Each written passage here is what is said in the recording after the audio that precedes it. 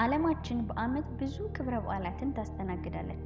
ምናልባት አብዛኞቻችን የእነዚሁ ቀናት ተሳታፊዎች ነን። የምናደርጋቸው ነገሮች ግን በእውቀት ቢሆኑ መልካም ነው። አንድ ክብረ በዓል ላይ ለመሳተፍም ሆነ ላለመሳተፍ የእናንተው ምርጫ ነው። አብዛኞቻችን ለምን እንደምናደርጋቸው ሳናውቅ እንኳን እንዲሁ በጭፍን ተቀብለን የምንሳተፍባቸው በዓላት ብዙ ናቸው። ቫሌንታይንስ ዴይ የኢሉሚናቲዎች ሌላኛው የአምልኮ ገጽ ነው ስለሚባለውስ ምን ያህል ያውቃሉ? አንብቡትና ከዚህ ሰይጣናዊ ተግባር ራስዎትን ይጠብቁ። የቫለንታይን ቀን በዓል ድብቅ እውነታ።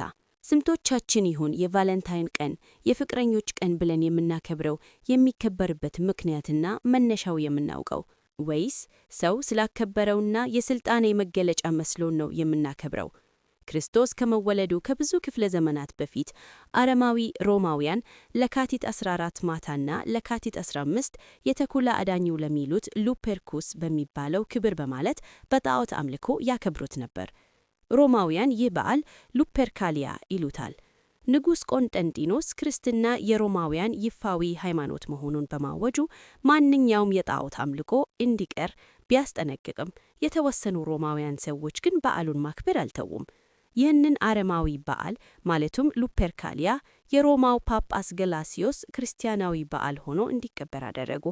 ጳጳስ ገላሲዮስ ለካቲት 15 ሲከበር የነበረው በዓል የቅዱስ ቫለንታይን ቀን በሚል አዲስ ስያሜ ለካቲት 14 እንዲከበር አደረጉ። እንዴት ይህ አረማዊ በዓል የቅዱስ ቫለንታይን ቀን የሚል ስያሜ ተሰጠው? ቫለንታይን የሚል ስም በሮማውያን ዘንድ የተለመደ ስያሜ ነው።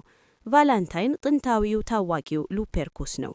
ሉፐርኩስ በግሪካውያን ፓን ተብሎ ይጠራል። በጥንታውያን አይሁድ ደግሞ ይህ ፓን በዓል በሚል ስያሜ ይታወቃል። በዓል በመጽሐፍ ቅዱስ ዘፍጥረት 10:9 ላይ ታላቁ አዳኝ ተብሎ የተገለጸው ኒምሮድ ሌላኛው መጠሪያው ነው። ኒምሮድ የሮማውያን የተኩላ አዳኙ ሉፐርኩስ ነበር። በዚህም መሰረትም የቅዱስ ቫለንታይን ቀን የአረማውያን ለኒምሮድ ክብር የሚያከብሩት የጣዖት አምልኮ ነው። ቫለንታይን የሚል ቃል ቫለንቲኑስ ቫለንስ ከሚል የላቲን ቃል የመጣ ነው። ቀጥተኛ ትርጉሙ ጠንካራ፣ ኃያለኛ፣ ታላቅ ማለት ነው። ዘፍጥረት 10:9 ላይ እንደምናነበው እርሱም በእግዚአብሔር ፊት አዳኝ ነበረ፣ ስለዚህም በእግዚአብሔር ፊት ኃያል አዳኝ እንደ ኒምሮድ ተባለ። ኒምሮድ የሮማውያን ጀግና ኃያለኛ ሰው ቫለንታይን ነበር። ሌላኛው የኒምሮድ ስም ሳንክቱስ ወይ ሳንታ ነው። ሴንት የሚል እንግሊዘኛ ትርጉም አለው፣ ማለትም ቅዱስ። የሮማውያን ሉፐርካሊያ በመጨረሻ ቅዱስ ቫለንታይን የሚል ስያሜ ያዘ ማለት ነው። ጥንታውያን ሮማውያን ከባቢሎናውያን በቀዱት አረማዊ የልብ ምልክት ይጠቀማሉ። በባቢሎናውያን ባል ልብ የሚል ፍቺ ነው ያለው። በአሁኑ ጊዜ ይህ አረማዊ የልብ ምልክት ለቫለንታይን ቀን የፍቅረኞች ቀን የምንለው መገለጫ እንጠቀምበታለን። ባል የባቢሎናውያን የጣዖት ጌታ ነበር። በሌላ መንገድም ኒምሮድ ወይም ቅዱስ ቫለንታይን ሳተርን ተብሎ ይጠራል። ሳተርን የሮማ ባቢሎናውያን ከአበራሯቸው ለመሸጅ ምስጢራዊ ቦታም የሚደበቅ ጣዖት ነው። ሳተርን የላቲን ቃል ሴሜቲክ አይሁድ የሚናገሩ ባቢሎናውያን የተገኘ ነው።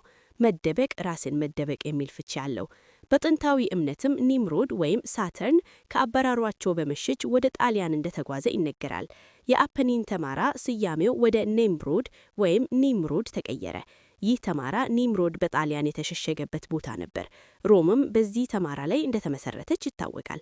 ሮም ፈርሳ እንደገና ከመስራቷ 753 ዓመተ ምህረት በፊት ሳቹርኒያ ሳተርን ኒምሮድ የተሸሸገባት ቦታ የሚል ስያሜ ነበራት። ኒምሮድ በዚህ ቦታ ተይዞ በፈጸመው ወንጀል ተገደለ። በንጉሥ ቆንጠንጢኖስ ጊዜም ክርስቲያናዊ ሰማዕት የሚል የውሸት ክብር ተሰጥቶት በሮም ካቶሊክ ቤተክርስቲያን መዘከር ጀመረ። ኒምሮድ፣ በዓል፣ ቫለንታይን፣ ታላቁ አዳኝ፣ ፋውኖስ እና ሉፐርኩስ 31ኛ፣ 32ኛ እና 33ኛ ደረጃ ወይም ዲግሪ ላይ ያሉ ፍሪማሶነሪዎች የሚያመልኩት ባፎሜት ጋር የሚስተጋገል ነው። እንግዲህ በሰላቢ እጆች ኢሉሚናቲ ሴራ ዘመንነት ተላብሶ ድብቅ ጣዖት የሚመለክበት የቅዱስ ቫለንታይን ቀን እኛም የፍቅረኞች ቀን ብለን እያከበርን ማለትም እያመለክን ነው። አንድ በዓል የሚከበርበት ምክንያትና አስፈላጊነት ሊኖረው ግድ ነው። ሆኖም የምናከብረውን በዓል የምናከብርበትን ምክንያትና አስፈላጊነት ሳናውቅ ከሴረኞች ድብቅ ዓላማ ማስፈጸሚያ መሆን ይበጃል። እኛ ግን በዓመት አንዴ ሳይሆን በየቀኑ ለዘላለም የምናከብረው የእግዚአብሔርን ፍቅር ነው። ክብር ለእርሱ ይሁን። አሜን።